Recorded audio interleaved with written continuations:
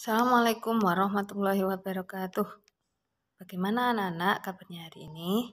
Semoga masih dalam keadaan semangat dan sehat untuk belajar ya, walaupun kita masih belajar di rumah. Pada pertemuan sebelumnya kita sudah belajar tentang Monera dan Protista. Pada kesempatan kali ini kita akan belajar materi berikutnya, yaitu tentang kelompok jamur dan juga kelompok tumbuh-tumbuhan yang terdiri atas tumbuhan lumut dan paku serta tumbuhan berbiji. Setelah belajar materi ini, diharapkan kalian mampu mengetahui cara jamur memperoleh makanan, kemudian ciri-ciri jamur, serta mengetahui bagian tubuh jamur dan cara perkembangbiakannya, serta mengetahui contoh makhluk hidup yang termasuk dalam kelompok jamur. Selain itu, juga kalian mampu mengetahui ciri-ciri dari tumbuhan lumut dan tumbuhan paku, serta kalian mengetahui pengelompokan tumbuhan biji, serta mengetahui ciri-ciri masing-masing tumbuhan. Kemudian, kalian juga akan mengetahui pengelompokan tumbuhan berbiji tertutup, serta mengetahui ciri dan contohnya masing-masing. Untuk lebih jelasnya, simak penjelasan berikut ini. Kelompok jamur.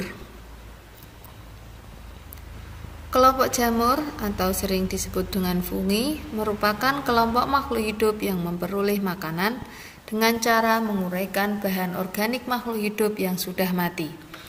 Jamur tidak berklorofil, berspora, tidak mempunyai akar, batang, dan daun. Jamur hidupnya di tempat yang lembab. Jamur ada yang memiliki sifat saprofit, artinya organisme yang hidup dan makan dari bahan organik yang sudah mati atau yang sudah busuk. Yang kedua, bisa juga jamur bersifat parasit, yaitu organisme yang hidup dan menghisap makanan dari organisme lain yang ditempelinya. Tubuh jamur terdiri atas benang-benang halus yang disebut hifa. Hifa saling bersambungan membentuk miselium. Pada umumnya, jamur berkembang biak dengan spora yang dihasilkan oleh sporangium.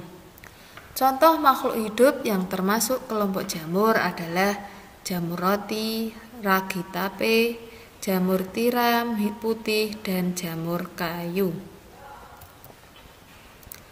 Berikut adalah contoh gambar jamur tempe dan jamur merang beserta bagian-bagiannya.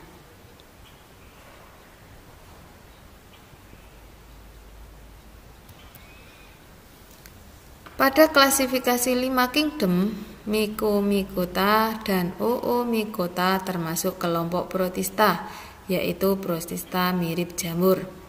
Jamur dibagi menjadi 6 filum, yaitu pertama Chytridiomycota, yang kedua Zygomycota Mycotina, yang ketiga Glomeromycotina, yang keempat Ascomycotina, yang kelima Basidiomycotina, dan yang terakhir adalah Deuteromycotina. Yang selanjutnya yaitu tentang kelompok tumbuh-tumbuhan. Berdasarkan klasifikasi 5 kingdom, makhluk hidup dibagi ke dalam kelompok animalia atau hewan, plantae atau tumbuhan, fungi atau jamur, protista, dan monera. Kelima kingdom diklasifikasi berdasarkan karakteristik yang khas dari setiap organisme-organisme yang menyusunnya. Kingdom plantae atau tumbuhan dibagi ke dalam 3 divisio, yakni yang pertama lumut atau Bryophyta, yang kedua paku-pakuan atau Pteridophyta, dan yang ketiga adalah tumbuhan berbiji atau Spermatophyta. Berdasarkan morfologi atau susunan tubuh, tumbuhan dapat dibedakan lagi atas 2 jenis kelompok besar, yaitu sebagai berikut. Yang pertama, tumbuhan tidak berpembuluh atau talopita. Contohnya yaitu tumbuhan lumut atau bryophyta. Yang kedua, tumbuhan berpembuluh atau tracheophyta. Contohnya yaitu tumbuhan paku-pakuan atau pteridophyta dan tumbuhan berbiji atau spermatophyta. Secara bagan, kerajaan tumbuhan dibedakan atas 3 seperti dalam skema tersebut. Kerajaan tumbuhan terbagi atas 3 yaitu bryophyta, pteridophyta, dan spermatophyta. Kemudian di bawahnya itu ada contoh-contoh dan pembagian dari setiap jenisnya. Untuk tumbuhan lumut itu ada lumut hati, lumut daun, lumut tanduk. Contohnya ada lumut daun. Kemudian yang tumbuhan paku-pakuan itu ada paku purba, paku kawat, paku ekor kuda, dan paku sejati. Contohnya paku tiang atau paku sejati. Sedangkan untuk yang spermatophyta atau tumbuhan biji itu terbagi atas 2 yaitu gymnospermae dan angiospermae. Contohnya ada pohon cemara. Selanjutnya kita bahas tentang tumbuhan lumut dan tumbuhan paku. Tumbuhan lumut dan tumbuhan paku adalah tumbuhan yang memiliki spora serta berkembang biak dengan cara vegetatif dan generatif. Tumbuhan tersebut memiliki klorofil dan berfotosintesis. Habitatnya berupa tempat yang lembab. Tumbuhan lumut termasuk tumbuhan berpembuluh. Artinya, tumbuhan yang tidak memiliki berkas pengangkut. Kelompok tumbuhan ini belum dapat dibedakan antara akar, batang, dan daun. Ciri yang lain yaitu memiliki struktur yang menyerupai akar yang disebut dengan rizoid, berspora, dan berklorofil. Sedangkan untuk tumbuhan paku termasuk tumbuhan berpembuluh. Artinya, tumbuhan yang sudah memiliki berkas pengangkut dan sudah dapat dibedakan antara akar, batang, dan daun. Tumbuhan berpembuluh disebut juga tumbuhan berkormus. Tumbuhan berkormus terdiri atas 2 kelompok, yaitu kelompok Cormophyta berspora dan Cormophyta berbiji. Cormophyta berbiji mempunyai bunga dan biji.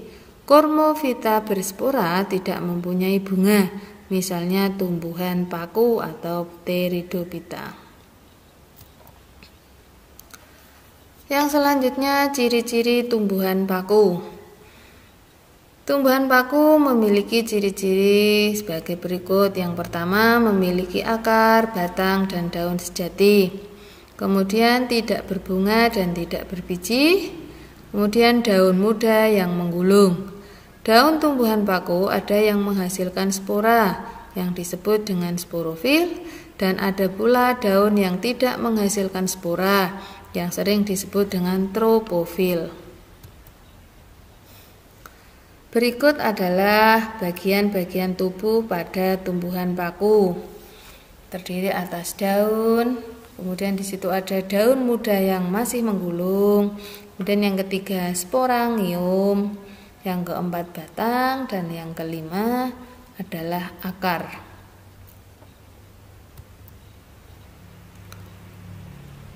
Pembahasan selanjutnya tentang tumbuhan berbiji atau spermatophyta. Tumbuhan berbiji dikelompokkan menjadi 2. Yang pertama yaitu tumbuhan berbiji terbuka atau gymnospermae dan tumbuhan berbiji tertutup atau angiospermae. Ciri-ciri dari tumbuhan berbiji terbuka atau gymnospermae yaitu: pertama, berbiji telanjang karena bijinya tidak dibungkus oleh daun buah. Yang kedua, alat reproduksi berupa bangun seperti kerucut yang disebut strobilus. Ada 2 strobilus yaitu strobilus jantan dan betina. Ciri yang ketiga, batang besar dan berkambium. Yang keempat, berakar tunggang dan serabut. Dan yang kelima, daun selalu hijau, sempit, tebal, dan kaku. Contoh dari tumbuhan berbiji terbuka antara lain juniper, cemara, damar, pinus, melinjo, dan pakis haji. Sedangkan untuk ciri-ciri tumbuhan berbiji tertutup atau Angiospermae sebagai berikut.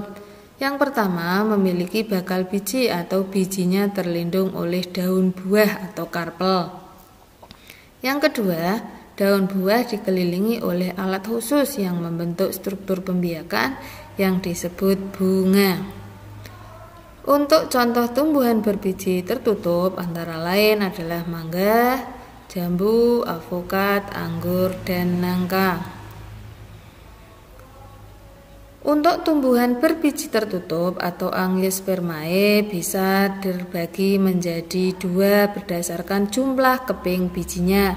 Yang pertama yaitu tumbuhan berkeping satu atau sering disebut dengan monokotil, dan tumbuhan berkeping dua atau dikotil. Untuk tumbuhan berkeping satu atau monokotil memiliki ciri-ciri sebagai berikut. Memiliki satu keping daun lembaga, berakar serabut, batang tidak berkambium, berkas pembuluh pengangkut tersebar, tulang daun sejajar atau melengkung. Kelopak bunga pada umumnya merupakan kelipatan 3. Sedangkan ciri-ciri tumbuhan berkeping 2 atau dikotil sebagai berikut. Memiliki 2 keping daun lembaga, berakar tunggang, batang berkambium, tulang daunnya menjari atau menyirip, berkas pengangkut tersusun dalam satu lingkaran, kelopak bunga, kelipatan 4 atau 5. Setelah kalian simak video sebelumnya, kalian sudah tahu bagaimana cara jamur berkembang biak, bagaimana ciri-cirinya, bagaimana bagian tubuhnya, dan bagaimana berkembang biaknya. Kemudian kalian juga tahu tentang ciri-ciri tumbuhan lumut dan tumbuhan baku, serta pengelompokan pada tumbuhan berbiji. Jika ada materi yang belum jelas, bisa kalian tanyakan langsung kepada Bu Lulu ya. Untuk materi ini, saya cukupkan sekian. Untuk pembelajaran berikutnya, kita akan belajar tentang kelompok hewan. Tetap semangat, jangan lupa berdoa, semoga pandemi cepat berakhir. Sekian dari saya akhiri. Wassalamualaikum warahmatullahi wabarakatuh.